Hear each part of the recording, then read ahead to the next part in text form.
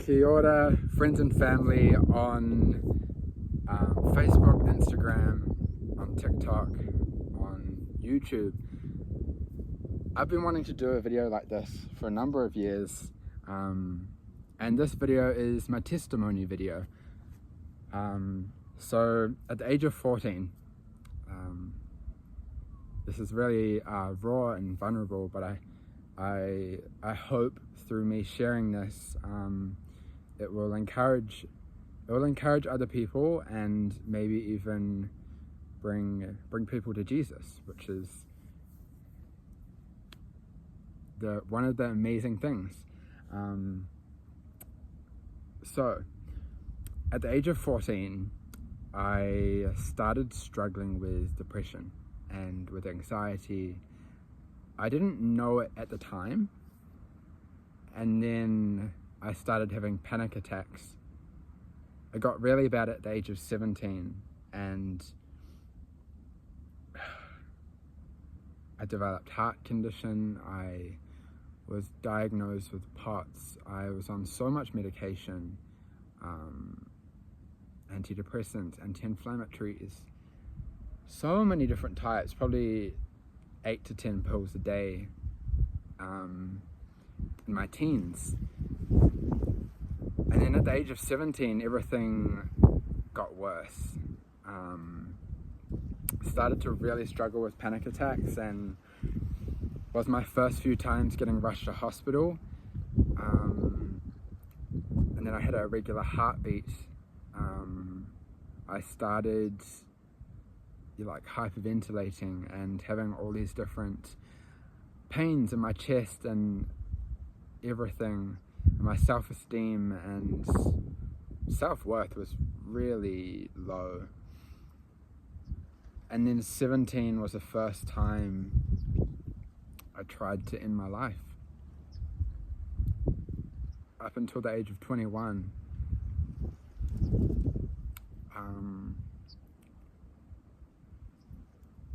or 20, probably about 16 to 21, I was just in such a bad place. I didn't know why I was here, and I thought the world's better off without me, and my family's better off without me, my friends are. And I got in a really bad place. I was so angry and so anxious and so worried, and pushing everyone away, pushing everybody away. And then fast forward a few years later, 2021, just after New Year's, at the age of 20, I got rushed to hospital again. And this time I was just at my breaking point, on my last straw. I could not live another day the way I was for the years before that, and I couldn't trust myself, which was such a stressful and worrying thing to go through as a teenager. And I finally got help. The nurse, actually no, I skipped quite a bit. At the age of 19, sorry, I'm messing this up. At the age of 19, I was in such a bad place, and my sister, my amazing sister, she just said on a random Sunday, she saw me struggling for a number of years. I got into music. My 16th birthday, my grandparents gifted me a guitar lesson, and then I really got into that, and that was a huge relief and a way to express myself when I was stressed and hated life and hated myself. And at the age of 19, she just said, 28th of June 2020, during COVID, she said, do you want to go to church? And I was like, church? And she was like, there's music, I think you'll like it. And then just went along to church with her. And then we said to our dad, going to church, Sam's coming. And he was like, what? I'd never stepped foot in my life in a church before, never knew God. And at the age of 19, 28th of June, 2020, I went to church and I stepped in the building, had like zero expectation. And my God, like the first step into that room felt like home. It felt so warm and so different, and everyone in there seemed like so genuine and like this unity that I'd never felt. And people were so loving and encouraging and pouring life into me. So then that night, 6 p.m. service, I gave my life over to God. There was an altar call and my sister was standing next to me, and then I went up the front of the altar and I gave my life over to Christ. And from then on, like my life was so different. I was on a whole nother trajectory. And then that year, December 2020, still in lockdown, still in COVID, back in Auckland, I got baptized just before Christmas. And then, yeah, just after that, not even a month, I reached my breaking point, and I was just so depressed and so anxious, and I was like, I just hate my life and I don't want to continue this. And the nurse at the hospital said when I showed up just after New Year's 2021, she said, do you need help? And I was like, yes, I do need help, like really bad. Cannot live another day like this. And she was like, okay, we're gonna help you. And that was when I really got into my faith. Like, it was such a declaration, and that was the first time I accepted help in my life. And years of frustration and anger and depression and anxiety and resentment, all of that broke, like the chains of that broke. And then my birthday, sorry, the camera's bobbling so much because I'm on top of the hills when it's super windy. And then on my birthday, 2022, sorry, I had like a giant calling from God. I had one of the strongest encounters, and I was at the beach, and God said to me, you are made for more and you're to move. And I was like, what?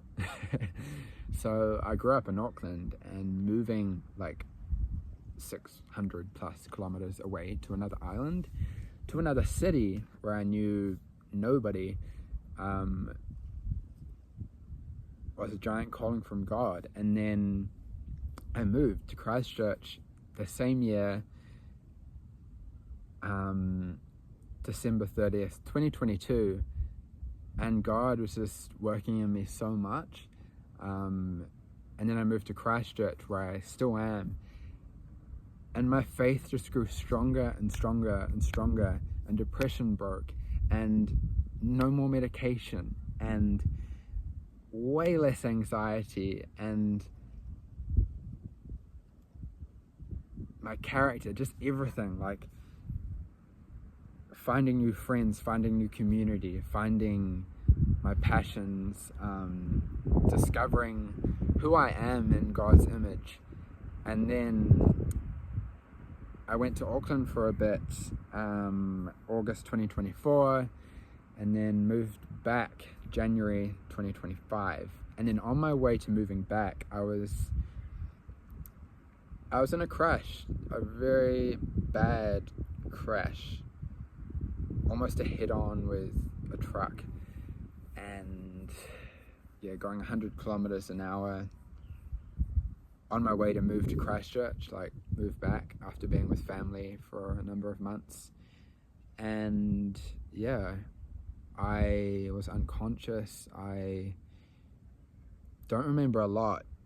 I just remember waking up on the side of the road with blood everywhere, so confused, so much pain, not being able to move, and really, really in shock.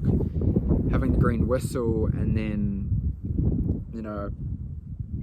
sirens, my horn going off, police, fire, and then me being put on a spinal cord after having the green whistle, and then airlifted about 45 minutes to Wellington.